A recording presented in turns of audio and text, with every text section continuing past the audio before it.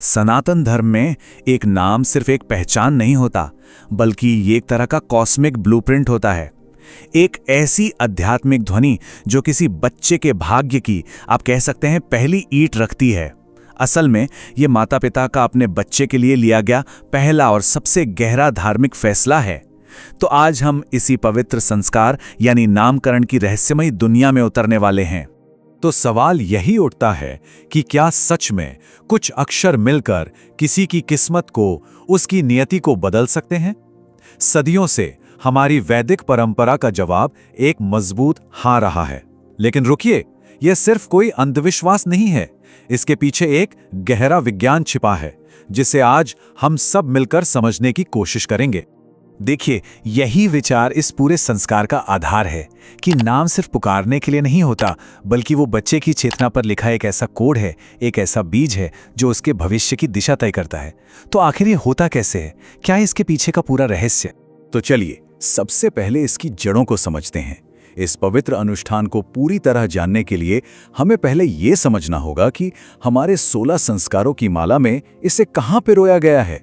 इसका मतलब बहुत सीधा है। नाम यानी नेम और करण यानी बनाना या सृजन करना। ये उन 16 पवित्र संस्कारों में से 5वां संस्कार है, जो हमारी जिंदगी के हर जरूरी मोड़ को एक आध्यात्मिक मतलब देते हैं। ये कोई सिंपल सोशल पार्टी नहीं है, बल्कि बच्चे की आध्यात्मिक यात्रा का पहला औपचारिक कदम है। इस सेरेमनी का मकसद सिर्फ एक नाम देना ही नहीं है, बल्कि कुछ बहुत गहरा है। शंख स्मृति के मुताबिक ये बच्चे को उसकी जड़ों से जोड़ता है, उसके कुल से, उसके देवताओं से और आकाश में मौजूद उसके जन्म नक्षत्र से। ये एक तरह से एक दिव्य सुरक्षा कवच बनाने जैसा है और बच्चे की चेतना पर एक पॉजिटिव आध्यात्मिक छाप छोड़ने की एक प्रक्रिया है। और हाँ, इस पवित्र काम के लिए सही समय का भी खास ख्याल रखा जाता है।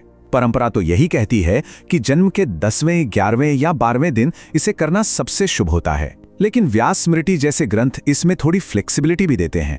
मतलब इसे 1 साल के अंदर किसी भी शुभ मुहूर्त में किया जा सकता है। अब आते हैं सबसे दिलचस्प हिस्से पर, वो व्यवस्थित, आप कह सकते हैं लगभग वैज्ञानिक प्रक्रिया जो एक नाम के चुनने को इतना गहरा मतलब देती है। ये सिर्फ किसी की पसंद या नापसंद का मामला बिल्कुल नहीं है। तो सवाल ये है कि वो एकदम सही आदर्श नाम आखिर चुना कैसे जाता है? इसका जवाब किसी की मर्जी में नहीं, बल्कि ब्रह्मांड की गणना में छिपा है। ये ज्योतिष की एक बहुत ही दिलचस्प और गहरी दुनिया है। अभी आप जो देख रहे हैं वो इस पूरी प्रक्रिया का दिल है। नाम का जो पहला अक्षर होता है ना, वो जन्म के समय चंद्रमा की पोजीशन से तय होता है। आकाश को 27 नक्षत्रों में बांटा गया है और हर नक्षत्र के 4 हिस्से होते हैं, जिन्हें पद कहते हैं। बच्चे का जन्म जिस भी नक्षत्र और पद में होता है, उसी से जुड़ा एक खास अक्षर उसके नाम की नींव बन जाता है। पर बात सिर्फ पहले अक्षर की नहीं है। नाम की बनावट के भी अपने नियम हैं। गृह सूत्रों के हिसाब से लड़कों के नाम में सम संख्या यानी इवन नंबर्स में अक्षर होने चाहिए और लड़कियों के नाम में विषम यानी ऑड नंबर्स में। नाम का मतलब अच्छा हो, बोलने में आसान हो और सुनने में भी अच्छा लगे। मनुस्मृति तो वर्ण के हिसाब से नाम के गुणों के बारे में भी बताती है। लेकिन कहानी यही खत्म नहीं होती। क्या आपको पता है कि पारंपरिक रूप से इस समारोह में एक बच्चे को एक नहीं, बल्कि कम से कम 4 नाम दिए जाते हैं? ये चारों नाम बच्चे की जिंदगी के अलग अलग पहलुओं को दिखाते हैं। पहला, कुल देवता नाम, जो परिवार की विरासत से जुड़ा होता है। दूसरा, मास नाम, जो जन्म के महीने की दिव्य ऊर्जा से जुड़ा है। तीसरा, सबसे रहस्यमयी नाम, नक्षत्र नाम। ये ज्योतिष की गणना से निकलता है और इसे अक्सर गुप्त रखा जाता है। और चौथा, व्यवहार नाम, यानी वो नाम जिससे दुनिया उस इंसान को जानेगी। अच्छा, अभी तक तो हमने ज्योतिष का कैसे समझा, पर अब हम इस संस्कार के गहरे क्यों की तरफ बढ़ते हैं, यानी ध्वनि की शक्ति। सच कहूं तो नामकरण का असली रहस्य यहीं छिपा है। वैदिक दर्शन के हिसाब से ये पूरी कायनात, ये पूरी सृष्टि नाद यानी दिव्य ध्वनि से बनी है। इस नजरिए से अगर देखें तो एक नाम सिर्फ अक्षर नहीं, बल्कि एक जीती जागती ऊर्जा है, एक खास वाइब्रेशन है। और नामकरण का असली मकसद है इंसान की ऊर्जा को ब्रह्मांड की विशाल ऊर्जा के साथ एक लय में लाना। ये फर्क बहुत गहरा है। एक तरफ आज हम नाम को सिर्फ एक सोशल टैग की तरह देखते हैं, लेकिन दूसरी तरफ हमारी परंपरा इसे एक आध्यात्मिक औजार मानती है, एक कॉस्मिक ब्लूप्रिंट मानती है, जो हमें डिवाइन गाइडेंस से जोड़ता है।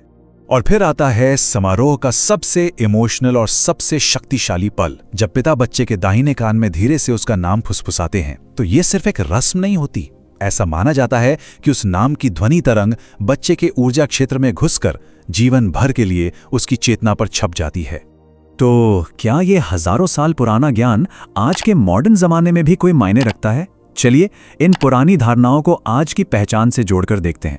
सवाल सीधा है, क्या ये सब सिर्फ एक पुरानी मान्यता है या इस ज्ञान में आज भी कोई सच्चाई है? जवाब शायद आपको हैरान कर दे। हैरानी की बात यह है कि आज की मॉडर्न साइकोलॉजी अनजाने में इसी प्राचीन ज्ञान की पुष्टि कर रही है। साइकोलॉजिस्ट कहते हैं कि हमारा नाम हमारी पहचान का सेंटर होता है।